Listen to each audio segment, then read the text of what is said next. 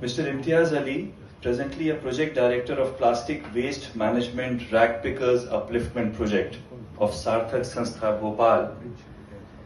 He started his career from RCVP Nirvana Academy of Administration Bhopal, Government of Madhya Pradesh, as a senior research officer.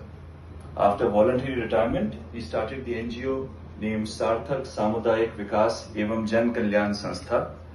He is working for the last 20 years in the field of solid plastic waste management as well as e-waste management during the last decade.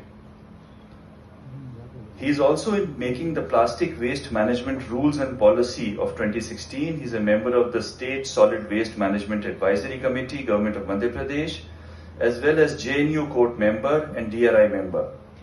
He has served his last 2 decades for the waste management. He replicates the Sarthak Sanstha Bhopal model a lot of places, including different countries, states and cities, as the sustainable waste management model. He has trained more than 80,000 people. 80,000 लोगों को आपने train किया. He is an expert in e-waste, hazardous waste and factory waste management, Swachh Ambassador in urban and rural sector, and has been awarded Yashwant Rao Kelkar Yuva Award for waste management. It's my pleasure to welcome Imtiaz Ali Saab on the stage. Thank you, Tarun ji. आप सभी को मेरा स्वच्छ नमस्कार। क्योंकि स्वच्छता की बात आज देश की गली गली नहीं, मोहल्ले मोहल्ले नहीं, हर गांव के अंदर चल रही है। और अगर मैं जयपुर की बात करूं तो 2014 में जयपुर आना हुआ था और उस टाइम पे तत्कालीन जो यहाँ के चीफ सेक्रेटरी थे श्री CS राजन साहब, उनके साथ जयपुर के लिए एक एक्शन प्लान तैयार किया।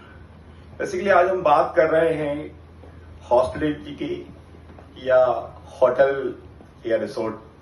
तो मैं कल से देख रहा था, एक नया मेरे लिए अवसर था यहाँ पे कि किस तरह से सस्टेनेबिलिटी पे आप लोग काम कर रहे हैं।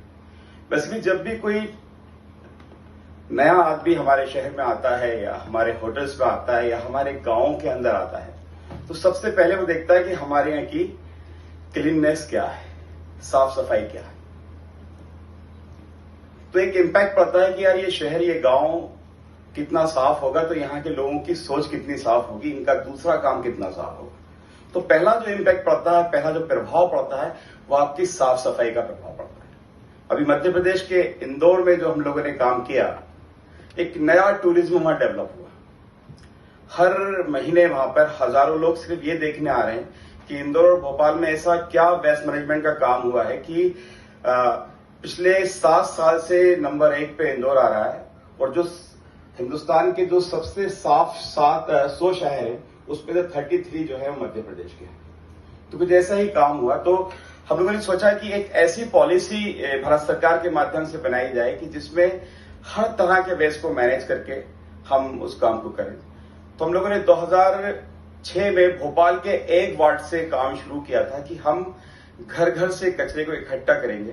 हम जो वेस्ट मैनेजमेंट की बात करते हैं या कचरे की हम बात करते हैं, तो जो हमने जयपुर के अंदर देखा या टोंक में हमने देखा या हमने श्री गंगानगर के अंदर देखा जहां हम लोग काम कर रहे हैं कि पर डे पर पर्सन यहां पर लगभग 400 ग्राम कचरा प्रोड्यूस कर रहा है। और इस 400 ग्राम कचरे में लगभग 14% जो है वो प्लास्टिक है।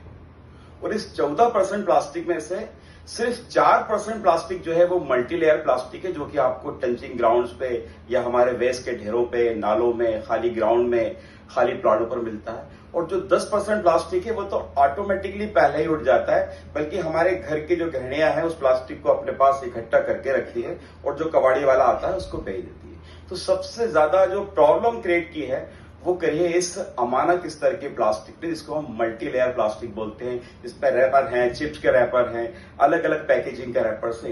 इनका कोई साइंटिफिक डिस्पोजल नहीं था, जो कि इस प्रोजेक्ट के माध्यम से हम लोगों ने उसको किया है। और इसमें हमने रैक पिकर्स को इन्वॉल्व किया। हमने जयपुर के अंदर जब एक सर्वे किया तो लगभग 5,500 कचरा बीनने वालों को हमने जयपुर सिटी के अंदर आइडेंटिफाई किया। और आइडेंटिफाई करके यहाँ पे हम लोगों ने 2 MRF बनाए, एक मथुरा दासपुरे में, एक ईदगाह रोड पर। और यहाँ पर हमने उन कचरा बीनने वाले सभी रैक पिकर्स को जोड़ा। एक भारत सरकार से एक पूरी नीति इसके अंदर बनी, जिसपे ये कहा गया है कि जो भी कचरा बीनने वाले हैं उनका एनरोलमेंट नगर निगमों के अंदर हो और उनके आइडेंटिटी कार्ड जारी हो और उनको कचरा बीनने की या के लिए एमआरएफ स्थापित किया जाए। साथ ही जो भी सरकार के जो प्रोजेक्ट चल रहे हैं वेस्ट मैनेजमेंट के, उसमें फर्स्ट प्रायोरिटी जो है इन कचरा बीनने वालों को दी जाए। मैं तरुण जी का धन्यवाद देना चाहूंगा कि उन्होंने इतने महत्वपूर्ण कार्यक्रम के अंदर हमको आमंत्रित किया। इस कार्यक्रम का हमारा आने का मेन उद्देश्य यही था कि राजस्थान ने जो पर्यटन के क्षेत्र के अंदर एक काम किया है और माइलस्टोन काम किया है, ये काम और बेहतर हो, लेकिन इस काम के साथ साथ वो पर्यावरण का, कचरा प्रबंधन का काम को भी सुचारू रूप से यहाँ पर लागू करें, जिससे कि इस काम को बेहतर से बेहतरीन किया जाए। इसी के साथ मैं अपनी वाणी को विराम दूंगा। धन्यवाद।